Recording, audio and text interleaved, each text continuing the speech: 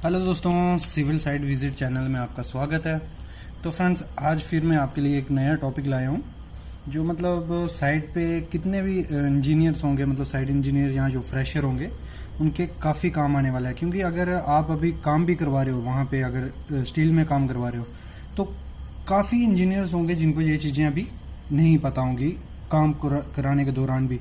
तो उसी पे मैं आज एक टॉपिक लेके आया हूँ। तो टॉपिक है हमारा difference between main bar and distribution bar, मतलब उन दोनों जो हमारे स्लैब में यूज होता है या बीम में। तो मेन बार और डिस्ट्रीब्यूशन बार में क्या डिफरेंस है, उसमें मेन चीज क्या है, क्यों प्रोवाइड करते हैं, उन पे सब मैं आज आपको लेके आया हूँ उसके लिए। तो चैनल को सब्सक्राइब करो, शेयर करो, बेल आइकन को दबा के नेक्स्ट वीडियो का अपडेट पाओ।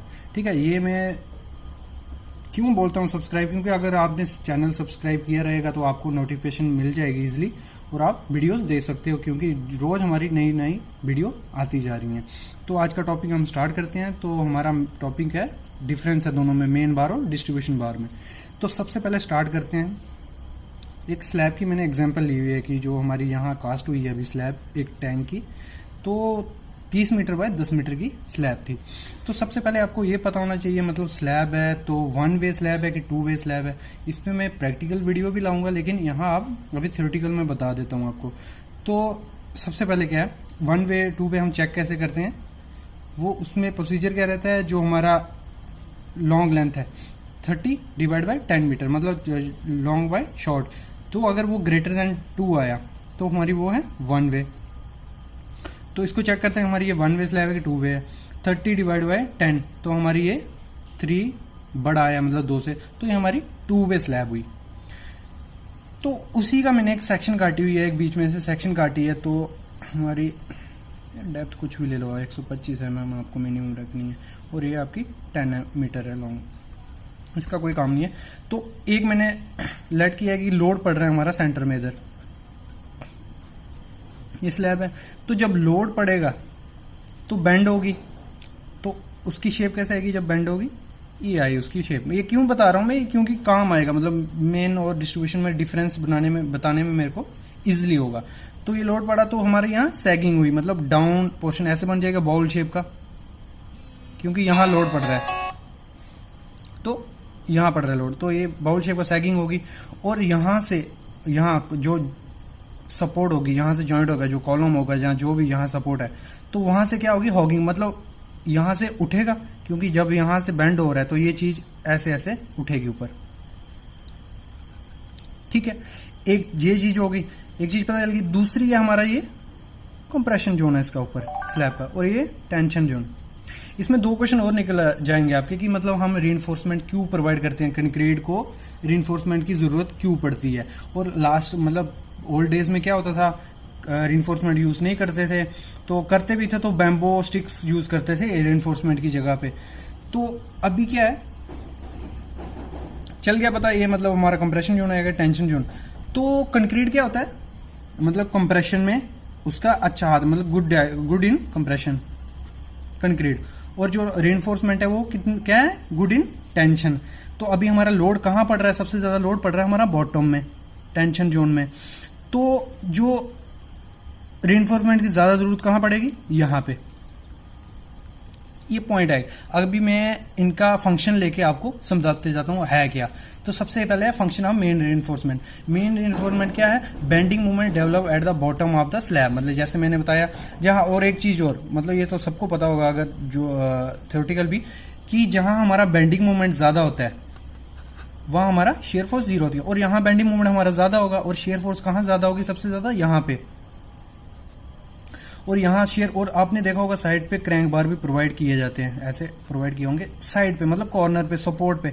तो क्यों, अभी यहां से भी क्लियर हो गया, इस पे भी वीडियो क्यों क्लियर हो गया। यहाँ क्रैंक बार इसलिए प्रोवाइड किए जाते हैं क्योंकि हमारी शेयर फोर्स यहाँ मैक्सिमम होती है सबसे ज्यादा, तो इसलिए हम यहाँ एक्स्ट्रा बार शेयर बार्स या क्रैंक बार प्रोवाइड करते हैं यहाँ कॉर्नर पे, और बीच में हम बेंडिंग मूवमेंट को लिए रेजिस्ट करने के लिए मेन बार प्रोवाइड करते हैं। तो अभी डिफरेंस इनका स्टार्ट करते हैं। तो डिफरेंस में क्या है, सबसे पहले क्या है, bending movement develop at the bottom of the slab to counter it we provide in shorter span. मतलब मेन बार हमेशा आपको शॉर्टर स्पैन पे ही प्रोवाइड करने होते हैं। ये अगर 10 मीटर यहाँ है, 30 मीटर यहाँ, तो हमारा जो मेन बार आएगा हम बॉटम में कहाँ आएगा, यहाँ पे, ये में हमारा मेन बार आ जाएगा। ठीक है, ये हो गया। ये इंटरव्यूज में इस पे कितने ही क्वेश्चन पूछे जाते हैं। सबसे ज्यादा क्वेश्चन जो आते हैं इसी टॉपिक पे होते हैं। और जो हमारा मेन बार है वो क्या रेजिस्ट करता है, टेंसाइल स्ट्रेस। क्योंकि मैंने क्या बताया, यहाँ हमारा लोड पड़ेगा तो यहाँ टेंशन जोन है, तो टेंसाइल स्ट्रेस यहाँ जनरेट होगा, बेंडिंग मूवमेंट यहाँ होगी। तो इसको काउंटर करने के लिए भी हम मेन बार शॉर्टर स्पैन में प्रोवाइड करते हैं। दूसरा जो मतलब दूसरा काम क्या है मेन बार का, मेन बार का है डेड लोड होगा जो उसको रेजिस्ट करने के, जहाँ जो लाइव लोड बाद में जो वो भी होगा उसको रेजिस्ट करने में हमारा काम करता है मेन बार।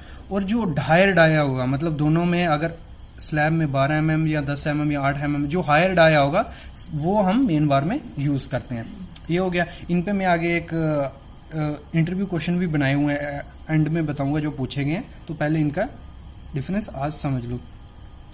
जो bending movement develop in the tension, main bar transfer into the beam. मतलब जो बेंडिंग मूवमेंट यहाँ ट्रांसफर होगी, जो मेन बार प्रोवाइड किया होगा वो क्या करेगा, आपका जो इसमें बेंडिंग मूवमेंट होगा क्रिएट, वो बीम के थ्रू, यहाँ बीम होगा, बीम के थ्रू, कॉलम के थ्रू अर्थ में ट्रांसफर कर देगा मेन बार। मेन बार का यही फंक्शन रहता है। मतलब क्यों हम प्रोवाइड करते हैं, क्योंकि जो बेंडिंग मूवमेंट पड़ता है बीच में सेंटर में, उसको काउंटर करने के लिए हम मेन बार प्रोवाइड करते हैं। नेक्स्ट है हमारा डिस्ट्रीब्यूशन।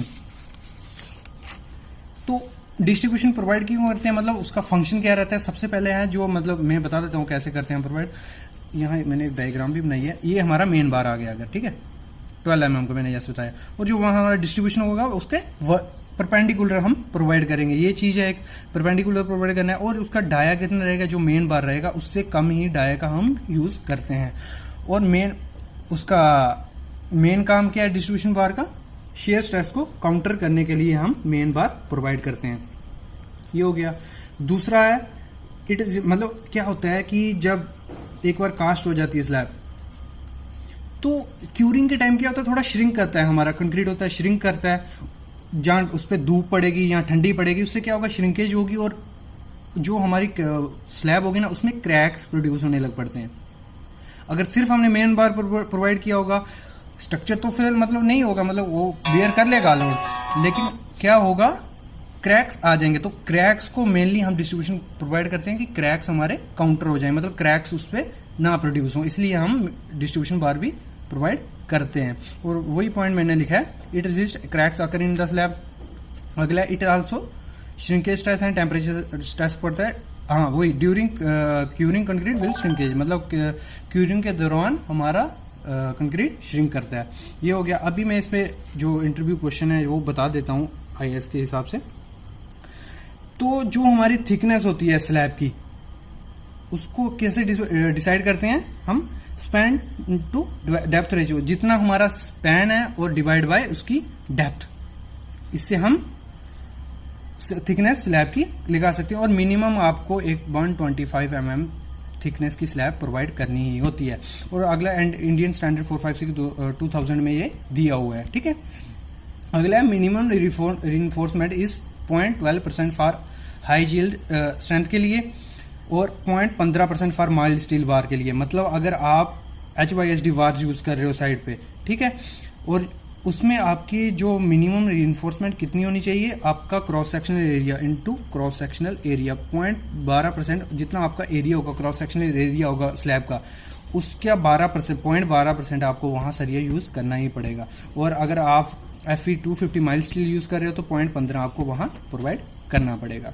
नेक्स्ट है आपका, the maximum diameter of bar used in slab should not exceed 1/8 of total thickness of the slab. मतलब 125 mm आपकी स्लैब है, उसका 1/8 आपको मैक्सिमम डाया उसमें यूज करना है, ज्यादा नहीं करना है, ओवर रिइंफोर्समेंट हो जाएगी, ठीक है। तो इतना आपको उसमें मैक्सिमम यूज करना होता है। अगला है मिनिमम कवर, हमारा जो कवर प्रोवाइड करना है उसमें कितना करना है, 15 mm से 20 mm का आपको कवर उसमें प्रोवाइड करना है। अगला है maximum spacing of bar shall not exceed, ठीक है, कितनी से ज्यादा आपकी मतलब स्पेसिंग नहीं होनी चाहिए। मेन स्टील अगर तो उसकी 3D या 300 mm, जो भी इनमें से कम होगा, मिनिमम होगा, वो आपको प्रोवाइड करना है 3D। और डी क्या है आपका इफेक्टिव डेप्थ, मतलब इफेक्टिव मैं थोड़ा जल्दी में बता देता हूँ आपको। ये आपका स्टील है, ये आपकी स्लैब की पूरी ओवरऑल थिकनेस है, यहाँ से सरिये के सेंटर टू सेंटर ये जो डी होगा, अगर 125 है कवर माइनस कर लेंगे 50, दोनों तरफ से 25 25, 50 माइनस 125 माइनस 50 माइनस सरिया अगर 10 का यूज कर रहे हो तो 20, तो जो आपका आएगा इनमें से 3 इंटू दिस वैल्यू, तो वो आपको वो या 300 में जो छोटा होगा वो लेना है। अगला है डिस्ट्रीब्यूशन। वीडियो थोड़ी लंबी हो गई है लेकिन इंपॉर्टेंट है, आप देखो कंप्लीट। डिस्ट्रीब्यूशन आपका है 5D या 450 mm से जो छोटा आएगा उसमें लेना है, और डी हमें इधर वही है। और minimum spacing is not kept less than 75 mm, जो 2 बार की स्पेसिंग है वो 75 mm से कम नहीं, मतलब इससे कम नहीं लो, 50 या 10 जो कोई इससे कम नहीं लेनी है आपको, 75 mm से ऊपर ही लेनी है। अगर इससे कम लगे कोई फायदा ही नहीं है उस स्पेसिंग, मतलब ओवर रेनफोर्समेंट हो जाएगी। तो फ्रेंड्स ये टॉपिक था हमारा, डिफरेंस था दोनों में। डिफरेंस मेन क्या आया इन दोनों में, जो मेन काम है वो मेन रेनफोर्समेंट का, ये मेन बार का ही है बेंडिंग मोमेंट को काउंटर करने के लिए। इतना भी आपको अगर पता रहेगा तो ये आपके लिए काफी है, इससे आप काम भी करवा सकते हो और इंटरव्यूज में भी आपके काम आएगा। तो फ्रेंड्स चैनल को सब्सक्राइब करें please. Thank you so much.